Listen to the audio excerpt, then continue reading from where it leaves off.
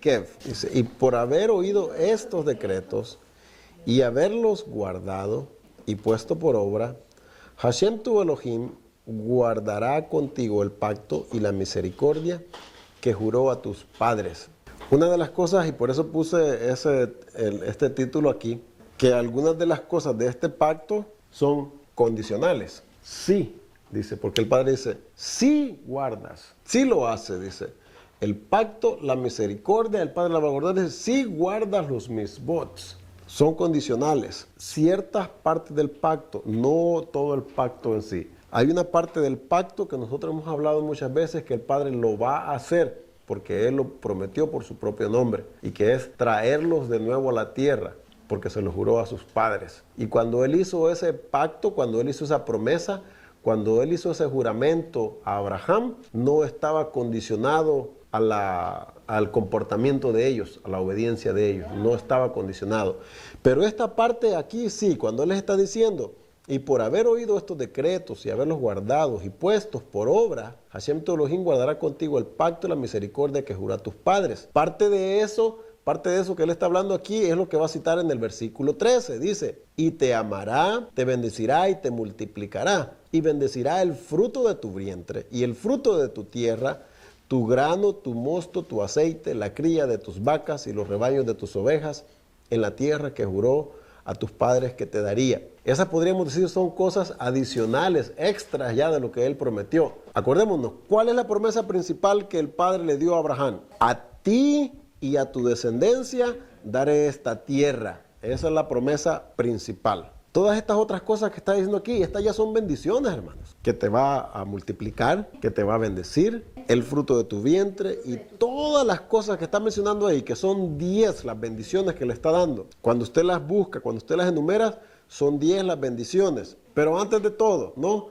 La palabra Eikev en el original está también relacionada con, decíamos, con lo que significa talón. ¿Y por qué vimos ellos que dicen, ¿por qué talón?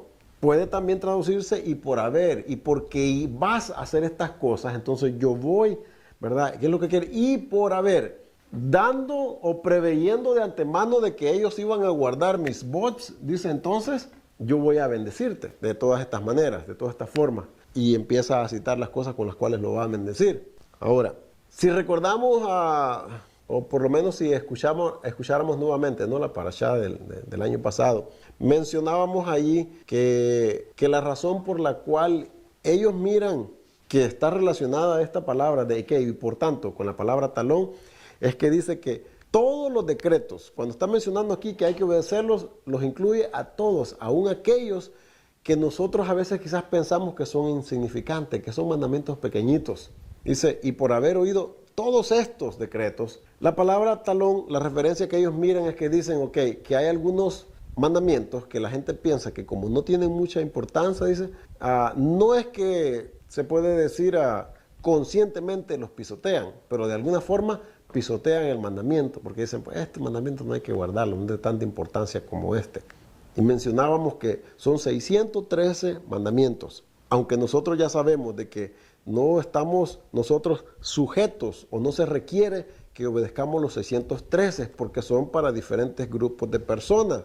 ¿Qué hemos mencionado acerca de ellos? Que hay mandamientos que solamente son para los Cohen, hay mandamientos que solamente tienen que ver con la mujer, para el hombre, para los reyes, para los jueces. Entonces no estamos nosotros todos amarrados a los 613. La gente a veces se les menciona que son en realidad 613 los mandamientos que hay en la Torá. Y pensaban, no, dice que no puedo ni guardar 10, dice, voy a guardar 613. No todos, no son 613 que usted está obligada a guardar, porque no todos nos encontramos en la posición. A un hombre, por ejemplo, un sacerdote, pues su posición de sacerdote y su posición de Cohen, ¿verdad? Lo obligan a cumplir todos los mandamientos que tengan que ver con un hombre y todos los que tengan que ver con un Cohen. Pero ya no incluye a un rey, porque un rey no puede ser Cohen.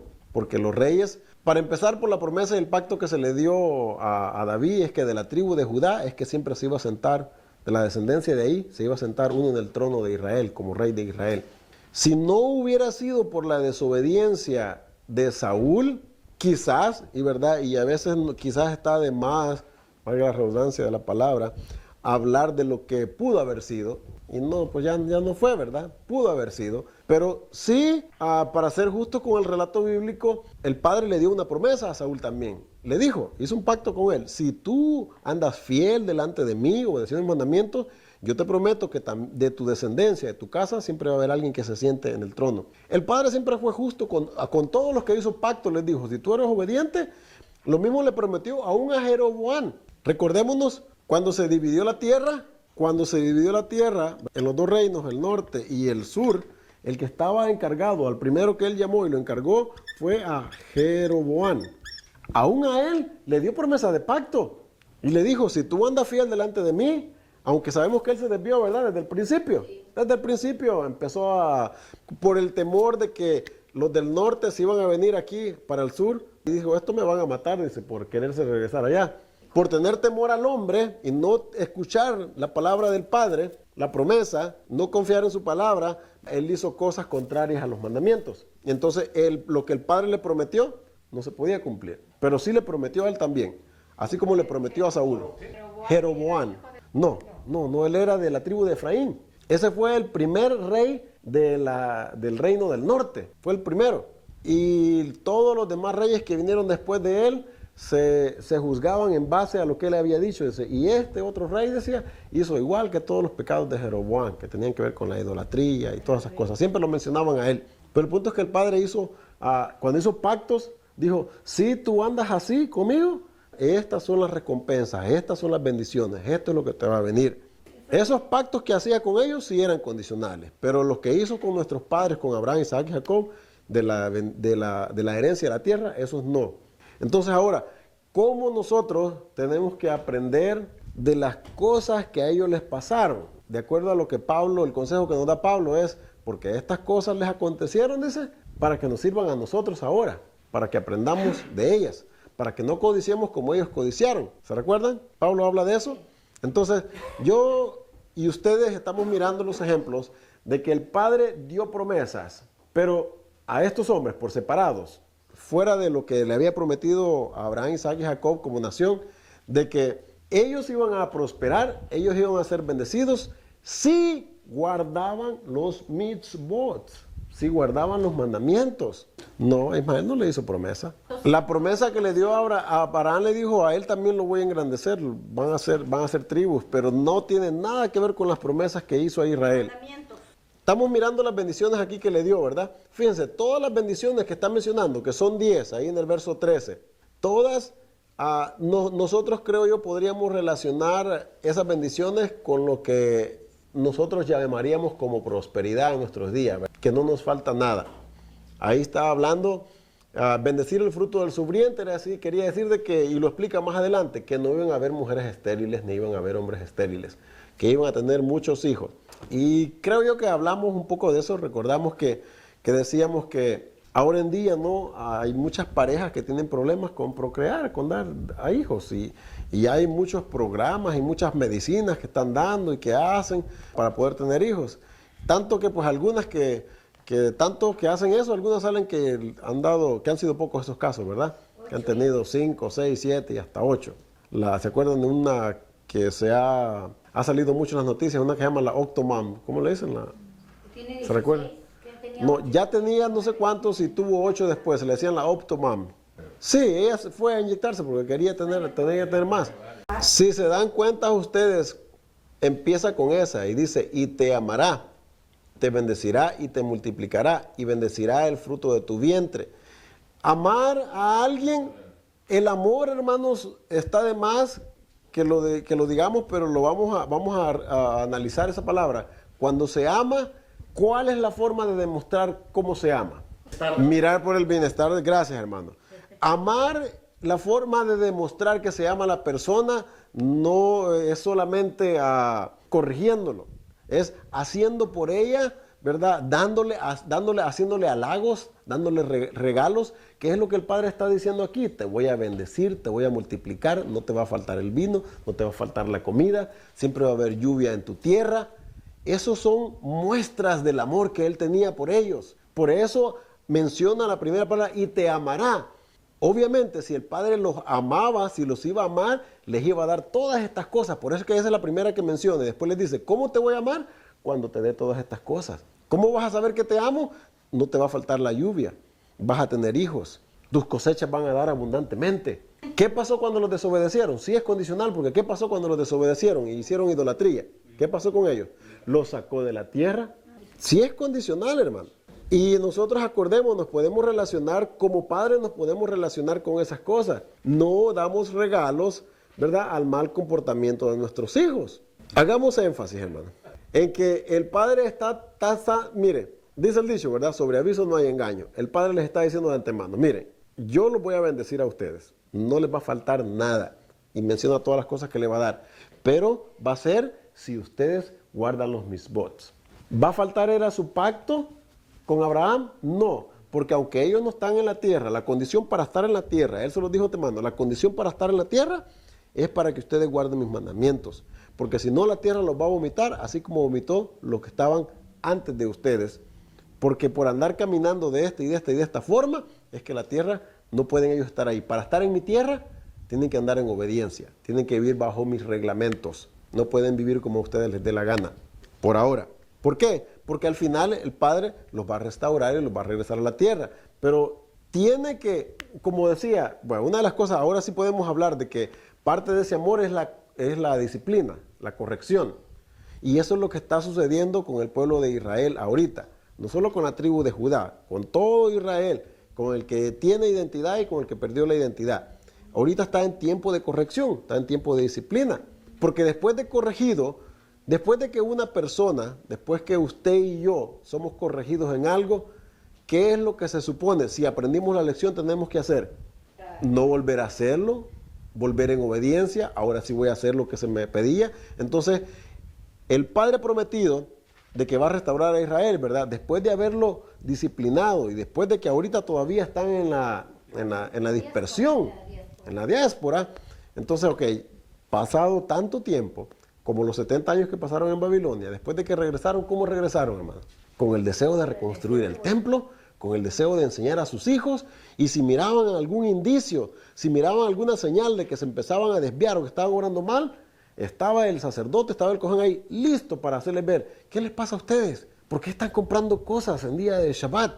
Que era, recordémonos que era la desobediencia al Shabbat fue una de las razones por las cuales el Padre los sacó y los castigó y los sacó de la tierra.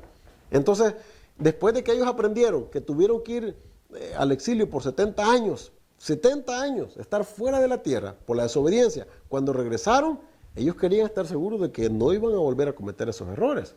¿Cómo que tus hijos no hablan ni siquiera hebreo? Andan hablando los lenguajes y los idiomas de las otras naciones. Y hebreo no es la Shon Hara, es diferente. Es la lengua de las otras naciones, estaban hablando. Y hemos hablado muchas veces de esto, ¿no? No nos podemos sentir orgullosos de que nuestros hijos no hablen español, siendo que usted y yo hablemos español. No nos podemos sentir orgullosos de eso, hermano. Sus hijos y los míos tienen que hablar español, ¿no? Usted y yo hablamos español. El inglés debería ser el segundo lenguaje, pero a ellos les gusta presentarse y a nosotros nos gustaría que cuando le preguntan, a veces me preguntan, no hace mucho tiempo, me preguntó mi patrón del trabajo, David me dice, ¿tú hablas español? Porque pues él, ¿verdad?, solo habla inglés y siempre que ha hablado conmigo solamente habla inglés. Esa es mi primera lengua, le digo yo. Y inglés no es no, te pregunto porque no sé, hay gente aquí que tú hablas inglés pero nunca te he escuchado hablar español. Me dijo, no, sí, le digo yo, si español es mi primera lengua, inglés no es mi primera lengua. Pero a veces si somos nacidos aquí y criados aquí, en el caso de nuestros hijos, ¿verdad?, como que no son muy listos o presurosos para decir, no, yo sí hablo español, dice, I don't speak Spanish, dicen algunos, ¿verdad? Aunque lo hablen o no les gusta hablarlo, se sienten como que se sienten menos si hablaran español, ¿verdad? Pues por eso es que Nehemías los está regañando, les está diciendo a los padres, ¿cómo es que ustedes no les han enseñado a sus hijos a hablar hebreo? ¿Por qué no hablan? Ya estamos de regreso en la tierra. Si ellos no hablan hebreo, no van a saber leer la Torá, que está escrita en hebreo, porque en los tiempos que regresaron, y en esos tiempos todavía, hermano, ahí no tenían las traducciones que ustedes tienen. Los rollos de la Torá estaban en hebreo, hermano. No había tal cosa de griego ni en nuestros idiomas. No había tal cosa. Entonces, ¿cómo se suponía de que ellos le iban a enseñar los mandamientos a sus hijos si ni siquiera sabían hablarlo? Y si no sabían hablarlo, tampoco sabían leerlo. Entonces, ¿cómo los iban a enseñar de que anduvieran de acuerdo a esos mandamientos para no volver a ser sacados de la tierra? En nuestros caminar, en nuestros días, en nuestros hogares, o donde quiera que andamos, nosotros a veces perdemos de vista esto, hermano. Y siempre estamos orando y siempre estamos pidiendo que el Padre nos bendiga, que el Padre nos prospere. Pero tenemos que hacer, quizás tendríamos que hacer un poquito de matemáticas, hermano. Si yo guardo mis bots, como resultado, igual prosperidad, bendición. O solo bendición. Y después de la bendición viene todo lo que es prosperidad, todo eso. Esto es así. Esta es la matemática de la Torah, hermano. Guardo mis bots, guardo mandamientos y como resultado me va a dar prosperidad y bendición. Nosotros esperamos entonces que el Padre solamente nos bendiga y que nosotros sin hacer nada, porque en realidad, hermanos, esa es la doctrina que hay en el pueblo creyente, de que usted no tiene que hacer nada. O sea, sí, hermana, se supone de que si queremos prosperidad, es lo que las Escrituras están diciendo, hermana, y eso no lo podemos cambiar, aunque parezca así. Aunque parezca que si yo no hago esto, el Padre, sí, así es, hermano. Porque no somos así nosotros con nuestros hijos. O somos padres alcahuetos. Pensemos en eso, hermano. ¿Nos gusta que nuestros hijos se porten bien? Sí, nos gusta que se porten bien. ¿Y los queremos recompensar cuando se portan bien? Sí. Y si se portan mal, ¿qué se supone que como buenos padres responsables tenemos que hacer, hermano? Reprenderlos, castigarlos, disciplinarlos. ¿Por qué entonces nosotros esperamos menos del Padre, hermano? ¿Por qué esperamos menos de Él? Si Él es justo. Sí, y Él nos sigue amando, pero si Él no nos disciplina y si las cosas siguen yendo bien, parece ser como que pues no le importa, que al cabo que pues, Él siempre me va a dar todo. Y eso es lo que pasa con los hijos cuando se portan mal y no se disciplinan, ¿qué pasa? Se echan a perder. Al cabo pues no me va a decir nada. No se nos puede olvidar eso, hermano. Recordémonos que mire, en la vida hay una ley, independientemente de lo que usted crea o de lo que usted quiere creer. Y es causa y efecto. Nosotros conocemos eso, hermano. Causa y efecto. No podemos esperar menos de la ley del universo, hermano. Ok, pero entonces, hermano, acordémonos los consejos y las cartas que tenemos de los apóstoles. ¿Qué es lo que dice Pablo acerca de eso? Que los que conocemos mis bots tenemos una responsabilidad muchísimo más de aquellos que no los conocen. Ahora, los que no los conocen están libres de poder actuar como quieran. Ok, entonces, ¿qué dice Pablo acerca de eso? Los que murieron sin ley serán juzgados. O sea, no van a dejar de ser juzgados. Y los que con ley murieron, esos van a ser juzgados de acuerdo a los mandamientos. Pero la persona que no conoció mandamientos, como usted y yo estamos aprendiendo a conocerlos, no quiere decir de que no van a ser enjuiciados, que no se les va a pedir cuenta. Se sabe por lo que hay en las Escrituras, en el Tanaj, y por lo que hay en el Código Real, en el Brit Hadashah, de que va a haber un juicio, hermano. ¿Y para qué es un juicio? Para poner en la mesa las obras. Dice, porque vas a ser recompensado de acuerdo a tus obras, ya sean buenas o sean malas, pero va a ser de acuerdo a eso la recompensa. Entonces, ¿qué es lo que dice Pablo? Van a ser juzgados. ¿Por qué, hermano? Porque en nosotros, mire, nosotros sabemos esto. Personas que no tienen el conocimiento de las Escrituras como usted y yo lo tenemos. Siempre hay en ellos un entendimiento de lo que es el bien y el mal. Por naturaleza está eso en nosotros, hermano. Por naturaleza. Y usted no necesita vivir una vida pía y justa, recta, delante del Padre, solamente con las Escrituras. Usted la puede vivir sin ellas. Ya está por naturaleza en usted y usted sabe qué es el bien y el mal. Usted sabe si a sus manos estaba la oportunidad de poder proveer para una persona en necesidad y no lo hizo, su conciencia le va a decir, mira, le pudiste ayudar y no le ayudaste. Aunque hay un mandamiento específico que dice, mira, dice, vas a proveer para los huérfanos, para las viudas, para los pobres de la tierra, vas a proveer. Lo que pasa es que nosotros lo tenemos en las Escrituras, hermano, codificado. Tenemos la ventaja que sabemos clara y específicamente qué es lo que debemos hacer y no. Y en realidad nosotros, aunque sí es una bendición, ¿verdad?, conocer estas cosas, pero también a mayor bendición, mayor responsabilidad. Usted y yo tenemos más responsabilidad que aquellas personas. Entonces, si usted y yo fallamos conociendo ya esto, nuestra disciplina y nuestro castigo va a ser aún más que aquellos que no lo tienen, aunque también van a ser castigados. pero no tanto como usted y yo, porque no tenemos excusa, hermano. Pero el punto es que la persona que conoce mitzvot y la que sí conoce y la que no conoce, los dos van a ser juzgados. Pero la que los conoce, de estos dos, si los dos los quebrantan, ¿cuál cree que va a llevar mayor castigo? El que ya los conoce, se va a llevar más castigo, hermano. Por eso es que Pedro dice, dice que no nos vaya a pasar lo que le pasa al perro, que vuelve a su vómito. Es mejor es que nunca hayas conocido, dice esta palabra. Es lo que dice él. Y estas personas, porque no tienen el entendimiento que usted tiene, ellos miden su prosperidad erróneamente. Lo miden por lo económico, lo miden por lo que tienen, por lo material. Ahí miden la prosperidad. O aún por la salud, hermanos. Pero acordémonos, mire, el ejemplo de Job. Job era próspero en todo, ¿verdad? Perdió sus cosas. Pero después cuando se le quitó todo eso, aún su salud le fue quitada por un tiempo. Pero él se miraba como alguien, él así, que al principio quizás por las preguntas que le estaban poniendo sus amigos, ellos se miraban como que pues, decía, por alguna razón tú estás así como estás, algo malo has hecho, algún pecado has cometido, ¿verdad? Arrepiéntete. Y él lo que argumentaba era, yo no he hecho nada malo para que me esté pasando esto. Si yo tuviera la oportunidad de estar delante de él, le preguntara, ¿por qué me ha pasado esto a mí? O sea, como queriendo decir, injustamente me ha pasado. Pero sabemos de que era para poner un ejemplo de que el que es justo continúa siendo justo, ya sea en la pobreza o en la riqueza. Ese es uno de los ejemplos de la vida de Job. Que él dijo, él dio, él quitó, bendito sea el nombre del Padre todavía. Recordemos lo que dijo Job. Entonces, tenemos que aprender a estar contentos, hermano, con lo que el Padre nos permite tener o con lo que Él nos da. No midamos la prosperidad, porque acordémonos, hermano, esto no es todo lo que nosotros vamos a vivir. Si usted y yo creemos en las promesas que hay aquí de restauración para el futuro, no para ahorita, hermana, no para hoy, ni para mañana, sino en el futuro cuando el Padre restaure toda la humanidad. Si creemos en esas promesas, no debemos de enfocarnos en que si tenemos el carro último modelo, o que si tenemos una casa allá en Malibu o en Beverly Hills.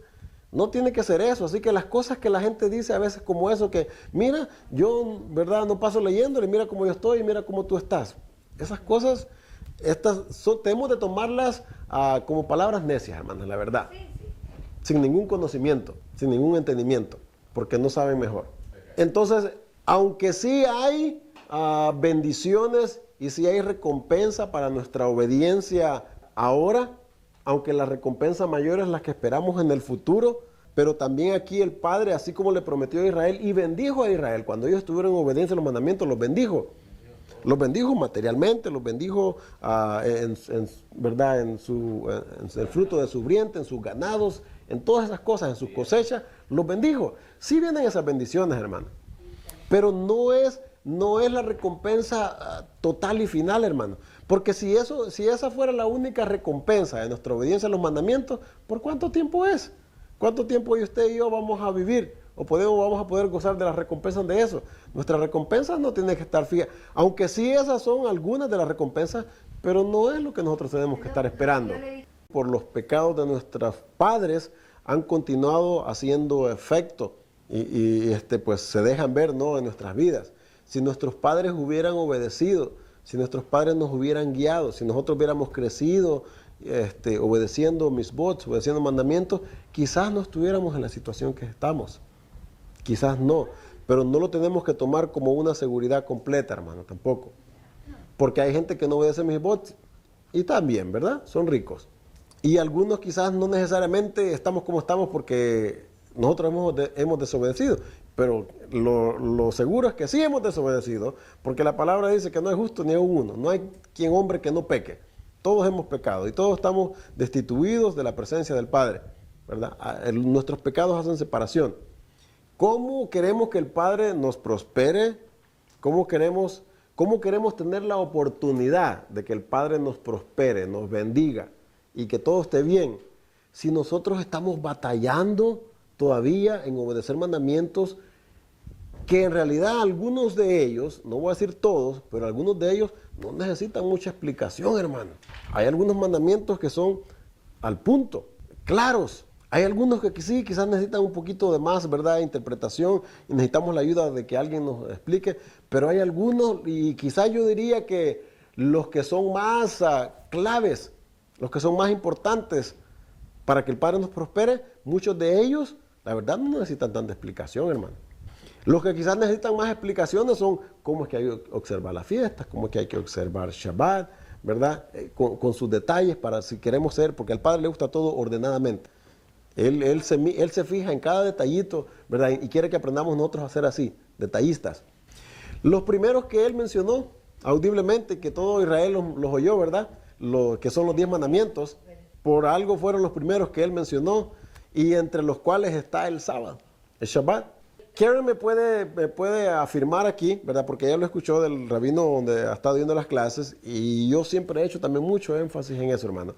La observancia del Shabbat, aprender a observar Shabbat como se debe de ser, nos traería mucha bendición. Es uno de los mandamientos, porque acordémonos que la observancia y el mandamiento del Shabbat fue dado mucho antes, desde el principio de la creación, mucho antes de que existiera Israel.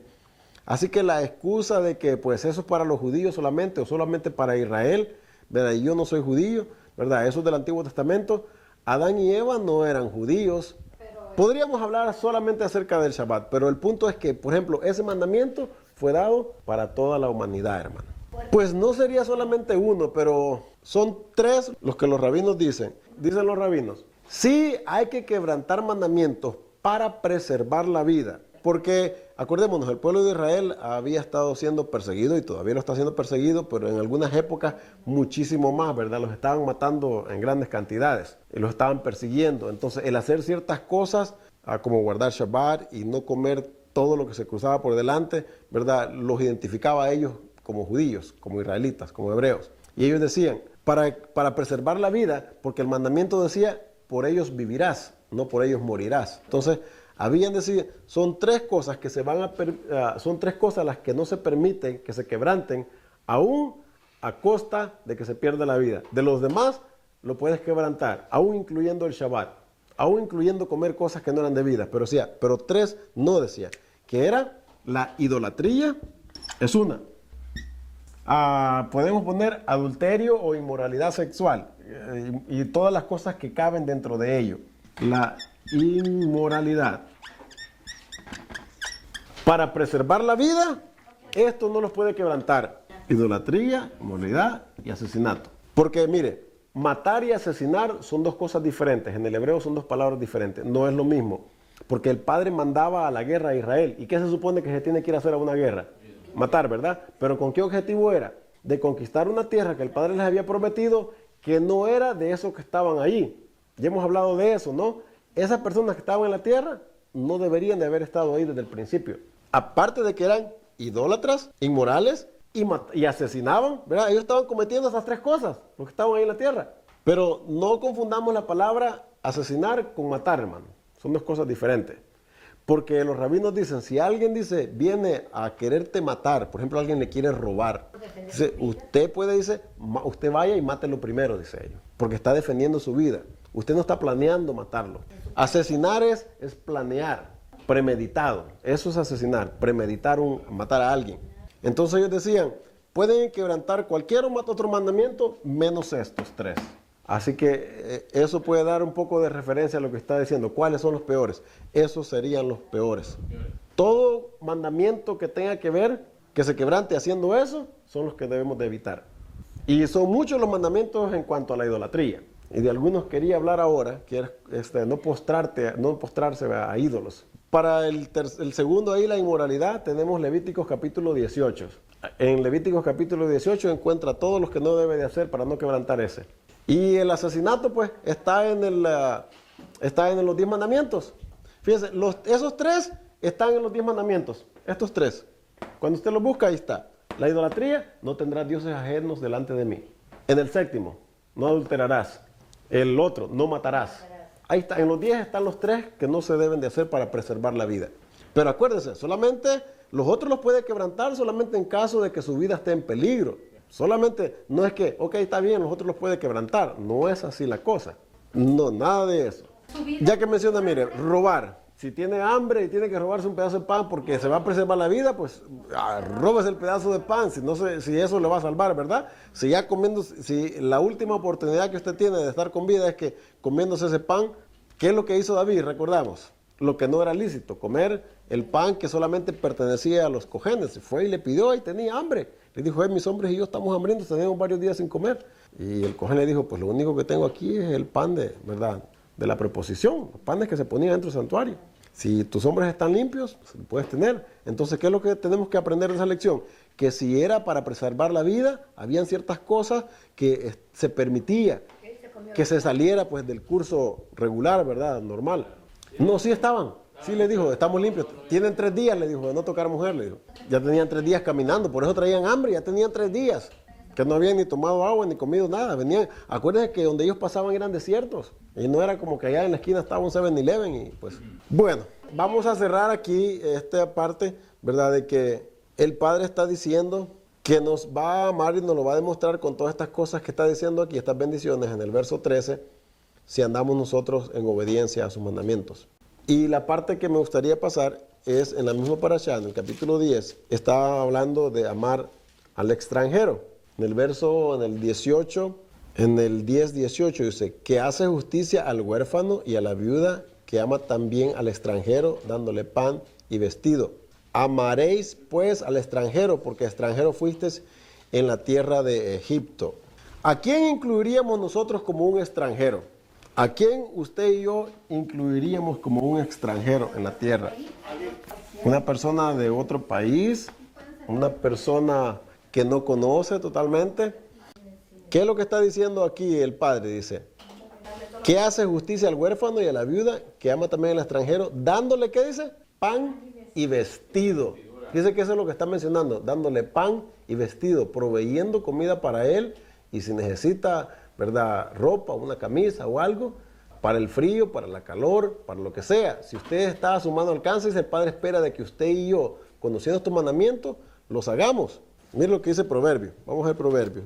Proverbios capítulo 3, verso 27. Dice, no te niegues a hacer el bien a quien es debido, cuando tuvieres poder para hacerlo. No digas a tu prójimo, anda y vuelve, y mañana te daré, cuando tienes contigo que darle. ¿Lo encontraron? 28-27 también dice, el capítulo 28 de Proverbios, verso 27 dice, el que da al pobre no tendrá pobreza, mas el que aparta sus ojos tendrá muchas maldiciones. Aparte de que pues va a tener pobreza, dice, mire las cosas que le va a venir. Dice, porque el que tiene para poder darle. Ahora, vamos a tratar de ver cómo se define. Mire, dentro del judaísmo, el extranjero se define, la palabra para extranjero es ger. Esto es extranjero. ¿Cómo ellos definen la palabra ger, extranjero? ¿Sabe cómo ellos definen? Dentro del judaísmo, ¿ok? ¿A quién se considera un extranjero? Un ger es a un prosélito, o sea, a una persona que no es israelita, que no es judío, pero que se ha convertido a la creencia de los misbots, de los mandamientos del Padre, a la forma como el pueblo, como el Padre le dio el entendimiento de cómo tienen que vivir, cómo se tienen que comportar. Usted y yo somos descendencia israelita, hermana, no somos extranjeros, somos judíos. Y lo sabemos por la historia, lo sabemos por la profecía, y lo sabe usted también puede hacer una averiguación, una búsqueda de sus, solamente, no solamente de su apellido, hoy hacen la prueba. Y yo le puedo asegurar de que si usted se va a hacer la prueba, le sale que usted tiene un gran porcentaje, porque pues han habido mezclas, ¿verdad? De que su descendencia viene del pueblo de Israel. Fíjese cómo lo han presentado, cómo se ha puesto, cómo se ha codificado este amor al extranjero en los mandamientos. Es un mandamiento positivo, es el número 207, y ellos ponen expresar amor para los convertidos al judaísmo. Pero entonces eso sería un amor y un extranjero bien limitado, porque ¿cuántas personas se convierten al judaísmo? 207, positivo 207, es el que está codificado dentro de los mandamientos, dentro de los 613, como expresar amor para los convertidos al judaísmo. Ahora, pero nosotros tenemos que pensar, ¿por qué esa interpretación en realidad no entra y no cabe en lo que es la verdadera expresión de la palabra de amor al extranjero, en lo que el Padre se estaba enfocando. Porque lo que el Padre le dice, ¿por qué los tiene que amar? Nos dice a nosotros quién es el extranjero. Cuando volvemos a la parashá, aquí, mire, les dice él, verso 19, amaréis pues al extranjero, porque extranjero fuisteis, ¿dónde? En la tierra de Egipto. Está dándoles como base, está dándoles como explicación para que entiendan qué es el significado de la palabra extranjero. El significado de la palabra extranjero no puede ser alguien que se convierte a cualquier otra religión, digamos no solamente el judaísmo. ¿Por qué? Porque Israel, cuando estuvo en Egipto, ellos no estaban ahí como prosélitos, ellos no estaban convertidos a las religiones de Egipto.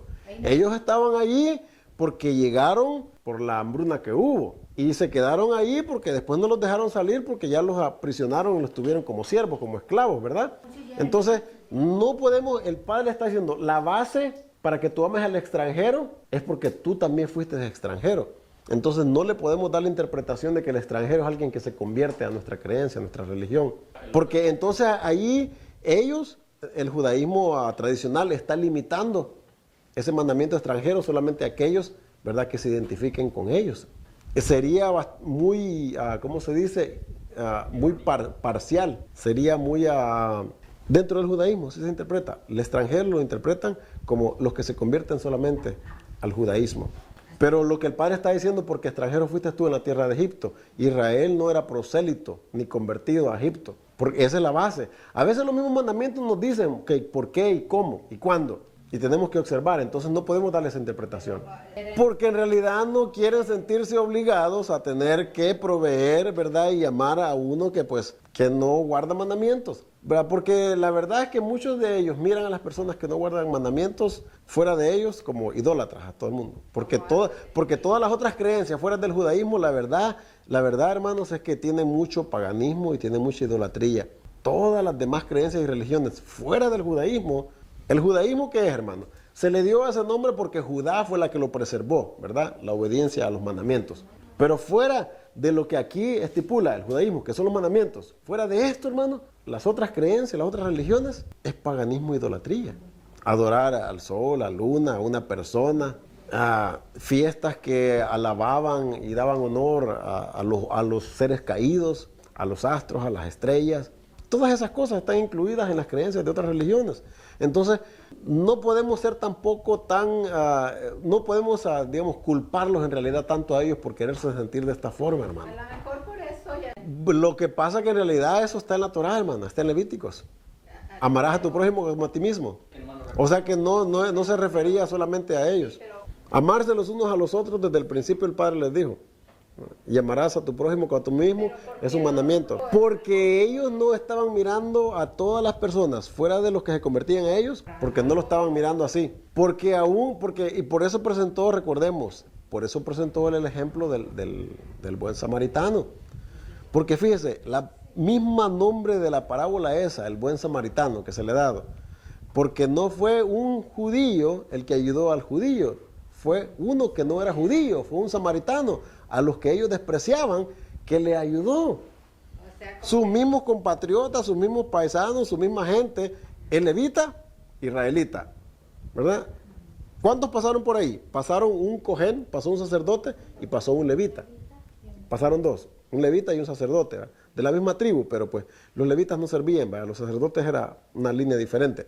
Entonces, y el que estaba tirado en el piso era un judío, era un israelita. Y su compatriota, sacerdote y levita, tenía que haberlo ayudado, pero no lo ayudaron ellos. El que lo ayudó fue uno que ellos despreciaban, un samaritano. Y entonces está demostrando, el amor al prójimo no se demuestra solamente para aquellos con los cuales estamos en parentesco, con aquellos solamente que los miramos o tenemos una buena opinión de ellos. Tiene que ser para cualquier persona que se mire en necesidad, como está diciendo Proverbios. ¿Saben de que dentro de las leyes, ya que el hermano menciona eso, dentro de las leyes internacionales de la guerra, es que cuando ya el enemigo cae herido, no se supone que lo tiene que terminar de matar? Ya estando herido o si se rinde, se supone que lo tiene que curar, tiene que darle de comer, tiene que darle de beber, tiene que curarle sus heridas. Y los mandamientos nos enseñan eso, hermano. ¿Se recuerdan cuando Eliseo, cuando lo andaban buscando para matarlo y rodearon su casa? Los sirios lo rodearon y el padre le dijo y el siervo de Eliseo tenía miedo, dice, mira, viene, le dijo, ábrele los ojos, padre, le dijo a este para que mire. Y le abrió los ojos y vio todos los ángeles que estaban ahí. Le dice, bueno, dice, no, le dice, tú matarías a los que aprisionarías en la guerra. Como acuérdate, la guerra dice que si tú agarras a alguien, y esas eran mandamientos, también, eran mandamientos. ¿Verdad? Que una vez el enemigo caía, se rendía, porque acuérdense que el Padre mismo les dijo, los que quieran hacer paz contigo, haz paz con ellos, fuera de las 7 naciones que tenían que sacar. Esas no estaban incluidas en eso. A las 7 naciones que se nombraron del principio, que las iban a sacar, esos tienen que salir. O se salen, o tú los matas. Porque podían huir, y si los huían, pues, y se iban lejos, pues, salvaban su pellejo, pero pues, ¿quién quiere huir y salirse de su tierra y no pelear hasta, pues, defendiéndola? Creyendo de que pues esta es mi tierra y de aquí tú vienes aquí y yo me voy a defender, no me voy a ir, voy a hacer la guerra para atrás. Pero volviendo a eso, lo que está mencionando el hermano, se supone que se tenía que cuidar ya de ellos. Pero tristemente pues esas leyes la verdad no se observan, no se respetan, ¿verdad? Y nosotros lo sabemos.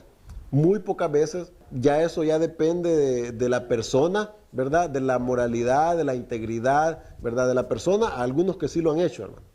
Y pues hasta cierto punto no los podríamos culpar, hermano, especialmente pues si uno de esos le mató a su compañero con el que usted andaba peleando, ¿verdad? Pero pues dejamos que el sentimiento y la emoción humana sobrepase a lo que es la justicia. Porque la justicia en las escrituras me está diciendo, hey, y una vez si se rindió, ¿verdad? Perdónale. Tristemente pues los soldados, ni los israelitas, ni ninguno otro andan pensando pues en hacer estas cosas así, ¿verdad? No andan pensando que, voy a faltar de guardar este mandamiento si mato a este. Aunque saben de que, por lo que ustedes mismos han visto en las noticias, el ejército de Israel es uno de los más conscientes que hay. A pesar de que el odio que le tienen a ellos es uno de los que más respeta la integridad que cualquier otro ejército, se ha comparado, del mundo. Ustedes saben de que todas estas personas, muchas de estas personas que atacan y odian a Israel, muchos de ellos en realidad están viviendo entre ellos y van a trabajar entre ellos y les dan prestaciones, les dan aseguranza, les pagan, les proveen clínicas, hospitales, educación para sus hijos, a todas estas personas. Como que se cumple en ellos pues la palabra que el Padre dice acerca de su mismo pueblo también, ¿no? Dice, cría hijos, dice, ¿y qué pasó? 1:2, ahí dice, oí cielos y escucha tu tierra, porque habla Hashem, cría hijos y los engrandecí, y ellos se rebelaron contra mí. La del cuervo de los ojos, ese es un dicho, hermano. Eso no tiene nada que ver con lo que... ¿Se han fijado que mucha gente a veces cita, no dice las escrituras, no dice la Biblia, dice, ayúdate que yo te ayudaré? ¿Se han fijado que mucha gente dice eso? La Biblia dice, ayúdate que yo te ayudaré. ¿A dónde dice eso? Deme la cita, porque mi Biblia no lo tiene. La Biblia dice, el que madruga, Dios lo ayuda. ¿A dónde dice eso en la Biblia? La gente dice y cita muchas cosas. ¿Por qué? Porque es lo que ha oído, simplemente están repitiendo. Siempre estamos repitiendo y ese es un hábito que tenemos que nosotros romper. Pero bueno, el amor al prójimo, al extranjero, no tiene que estar basado en que si él cree o no cree lo que tú crees. Es simplemente está basado en la humanidad, está basado en compasión. En eso está basado el amor al prójimo. Porque, vuelvo a decir, los israelitas no eran extranjeros en Egipto, ni eran prosélitos en Egipto. Dentro de esto mismo, ¿por qué es que tenemos que hacerlo? Una de las cosas que menciona por qué tiene que hacerse es que tenemos que hacerlo por temor al Padre, ¿verdad? Y es uno de los mandamientos también codificados en los 613. En el siguiente verso, en el 20, dice, a Hashem tu Elohim temerás y al solo servirás. A él seguirás y por su nombre jurarás. A Hashem tu Elohim temerás, a él solo servirás. No nos queda mucho tiempo, hermano, pero pensemos rápidamente en esto, hermano. ¿Qué significa ahí en la parashá, ahí 10:20? ¿Qué es lo que usted y yo entendemos cuando leemos a Hashem tu Elohim temerás? Entendemos nosotros la palabra temor como miedo, ¿verdad? Eso es lo que nosotros entendemos como temor. Entonces las escrituras me están diciendo, a Hashem tu Elohim le vas a tener miedo. ¿Es así como lo debemos de entender eso? ¿O de qué se trata ese temor? Está codificado como un mandamiento también eso. En el expositivo número 4 dice, tener reverencia y temor a Hashem. Tener reverencia y temor de Hashem. En el capítulo 1 del libro de Proverbios nos da otro significado también un poco más claro de lo que significa el temor. Y dice ahí en el capítulo 1, el verso 7, dice, el principio de la sabiduría es el temor de Hashem. Los insensatos, y ahora da una explicación de lo que eso significa, los insensatos desprecian la sabiduría y la enseñanza. Venían mencionando esto ahora, ¿te recuerdas? ¿Verdad? Que dice que el temor, ¿dónde empieza el temor? Al Padre. ¿Dónde empieza ese temor? Yo muestro que tengo temor al Padre cuando sabiamente enseño o me dejo enseñar. Porque está hablando, los insensatos, o sea, los que no tienen temor del Padre, dice, desprecian la enseñanza. Nosotros hemos llegado ahora en día a practicar, a creer, y estamos todavía y vamos a seguir aprendiendo, porque nos hemos dejado enseñar. Alguien nos ha enseñado, nos ha mostrado que lo que siempre habíamos creído no tiene base bíblica, no tiene base en las Escrituras, no tiene base en la Torá. Muchas de las cosas que en el pasado practicábamos. Y para poder ahora practicar de forma diferente, tenemos que aprender nuevamente otra vez. Sí debe haber el otro temor. Y mire, hay un rabino, creo que es el rabino Eliezer, que cita lo que significa, lo que puede significar uno de ese temor. ¿Cómo lo presenta él? Dice de esta manera, mire, había un padre de familia, tiene sus 2 hijos, y les dice, quiero que vayan y siembren el campo. Los manda, ¿no?, a la agricultura, a trabajar. Quiero que vayan y siembren el campo. Sí, es una parábola que muestra uno de los rabinos, dice, el temor que tenemos que tener al padre es este, dice. Se presenta, ¿cómo lo entendemos? Un padre envía a sus 2 hijos a sembrar el campo. Y uno de ellos dice, voy a ir y voy a sembrar el campo, no vaya a ser que mi papá me castigue, me pegue, para que no me castigue, para que no me pegue. Por eso fue y lo hizo. El otro dice, voy a ir y voy a sembrar el campo porque mi padre así lo desea. ¿Se fijan la diferencia de aptitud? Uno lo va a hacer porque no quiere que le peguen. El otro lo va a hacer porque su padre así lo desea, dice. ¿Qué está haciendo ese? Los dos están bien, sí, aunque uno no lo hace con la verdadera actitud.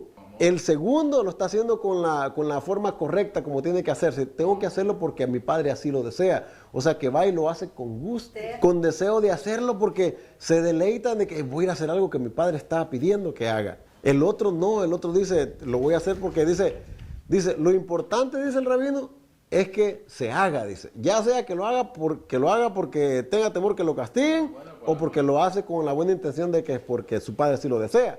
Pero dice, y eso es lo que él dice al final, dice, pero mejor es hacerlo, dice, con el deseo de obedecer. Mejor es hacerlo, ¿verdad?, por un corazón agradecido, que solamente por el temor. Pero si aún lo hiciéramos solamente por el temor, todavía sí, estaríamos bien, hermanos, la verdad.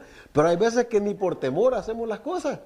Una de las cosas que ellos se mencionan y nosotros podemos entender que es justo, es que están diciendo, mira, cuando nosotros desobedecemos mandamientos y aun cuando lo hacemos a sabiendas, es una muestra de que en nosotros no hay temor, no hay reverencia para el Padre. ¿Por qué? ¿Por qué entonces es una muestra? No me importa, no le tengo miedo, no tengo temor.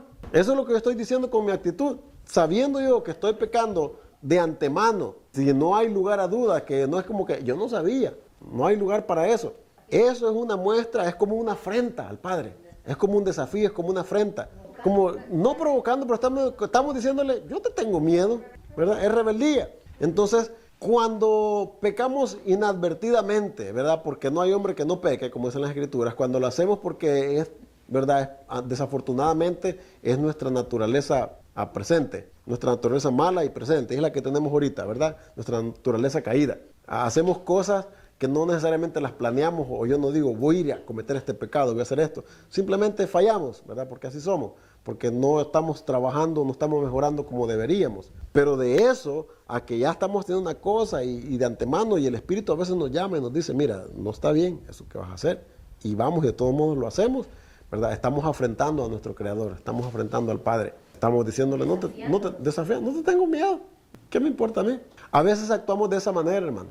Aunque hubiera querido terminar, pero el tiempo ya no nos va a permitir continuar hablando de lo que significa tener temor y reverencia del Padre, ¿verdad? No terminamos de hablar de eso. Hay algunas citas que me hubiera gustado que mencionáramos, como por ejemplo, mire, rápidamente les voy a decir de esto, ¿no? La palabra aquí, el mandamiento nos está diciendo de que tenemos que tener temor de Hashem, ¿va? Tenemos que tener temor. Y eso se refiere a tener reverencia, respeto. Si usted lo quiere poner como miedo, si usted va a obedecer mandamientos por miedo, es preferible, hermanos, aunque quizás usted no lo escuche bien, es preferible que obedezca un mandamiento por miedo, ¿verdad? A que lo haga por amor, a que lo haga por deseo de obedecer, a que lo quebrante. Es preferible eso. Como estamos haciendo la analogía, ¿no? De los dos hijos, que últimamente los dos hicieron lo que el padre les pidió, aunque uno lo hizo por temor y el otro lo hizo por complacer a su padre, pero los dos obedecieron y ellos dicen, es mejor que lo hagan, dice. Pero bueno, miren, en el verso 20 de ese mismo capítulo 10 está diciendo, a Hashem tu Elohim temerás, ¿verdad? Todavía continúa hablando de eso, pero dice, a él solo servirás y a él seguirás y por su nombre jurarás. Fíjese, ahí en ese hay 1, 2, 3, hay 4 mandamientos incluidos en ese verso 20. Está el de temer a Hashem, el de servirle, el de seguirlo y el de jurar solamente por su nombre. 4 mandamientos hay ahí en un solo verso, hermanos. De ahí se derivan 4 mandamientos. Pero quiero tomar donde dice a él solo servirás. La palabra que se está utilizando ahí para servir, está utilizando ahí a él solo servirás, es la palabra Ebed. En el hebreo, Ebed es un siervo, es un esclavo y básicamente podríamos decir que es la misma palabra, pero cuando usted mira la palabra esclavo, usted mira a una persona sometida, a una persona, ¿verdad?, restringida, es lo que usted mira cuando mira, pero en realidad la mejor palabra, como deberían de haber traducido esclavo, en la mayoría de las ocasiones tenía que haber sido siervo. En vez de esclavo debería de ser siervo, una persona que sirve. ¿Okay? Pero es la palabra Ebed, en el hebreo Ebed. Es la que dice allí, a él solo servirás. Pero fíjense, esta palabra, escúchenme hermano, luego pueden tomar las notas o escuchen el CD. Mire, esta palabra Ebed, que significa siervo, también puede y ha sido traducida en otros lugares de las escrituras como adoración. ¿Me siguen? Esta misma palabra ha sido traducida en algunas ocasiones como siervo, otras como esclavo y otras como adoración. Que Ebed, que es, aquí ha sido traducida como servir, a él solo servirás. Para adoración hay otra palabra que se llama Shahat. Esta es otra palabra que no es la misma de Ebed, que mayormente es la que ha sido traducida como adoración. Le voy a dar un ejemplo de esos. Salmo capítulo 5. Salmo 5, verso 7. Dice, mas yo por la abundancia de tu misericordia entraré en tu casa, adoraré hacia tu santo templo en tu temor. Dicho sea de paso, que este es uno de las escrituras de los salmos que nosotros podemos y utilizamos para cuando oramos, lo hacemos mirando hacia el este. ¿Por qué? Porque dice, cuando yo entre en tu casa, dice, voy a adorar ¿hacia dónde? Dice, ¿hacia dónde dice ahí? En el verso ese que dice, ¿hacia dónde va a adorar? Dice, hacia tu templo. Esa es la única que está mencionando ahí, que cuando vamos a adorar, dice, vamos a hacerlo hacia tu templo. Ya sabemos que el templo está en Israel, en Jerusalén, está hacia el este. Que este es otro de los, esto es entre paréntesis, ¿verdad? En tu temor, ok. Pero bueno, la palabra que queremos mirar aquí no es temor, es adorar. Adoraré. Ahora, yo quiero hacerles una pregunta a ustedes. Y dependiendo de eso, como nos va a llevar a lo que falta de la explicación de esta palabra. Son dos, ¿verdad? 2 palabras. Ebed y Shahat han sido traducidas en las escrituras en varios lugares como adoración. Entonces, ¿cuál es cuál y cómo debemos usarla? Cuando usted y yo decimos que vamos a adorar al Padre, ¿a qué nos referimos, hermanos, cuando decimos vamos a adorar? ¿Qué más, hermanos? ¿Qué más? Díganme, hermanos. Porque todo lo que ustedes me están diciendo es lo que yo espero que ustedes me digan, ¿ok? Hasta ahí están bien. Es lo que yo espero que ustedes me digan. Para ustedes, ¿cuál es el significado de la palabra adorar? Cuando usted dice que viene, por ejemplo, aquí, adorar al Padre. Que aquí me mencionaron, aquí, hablarle palabras bonitas, dice, ¿verdad? ¿A qué más, hermano? ¿A qué más es adorar al Padre? A cantar, ¿verdad? ¿Verdad que eso se ha considerado como adorar al Padre? Vamos a adorar al Padre y vamos a hacerlo con cánticos. ¿Qué más? Con danza, ¿verdad? ¿Con qué más, hermano? Con oración, con orar, con cantar, con hablar, ¿verdad? Con danzar. Es lo que nosotros consideramos que estamos adorando al Padre, ¿verdad? Sí, hermana, pero acordémonos, la palabra más apropiada de adoración es shahat. Esta ha sido traducida como adoración, pero yo no estoy diciendo de que esta traducida como adoración está buena. Esta palabra, cuando la han traducido adoración, ha sido erróneamente, hermano. La palabra correcta para adoración es shahat.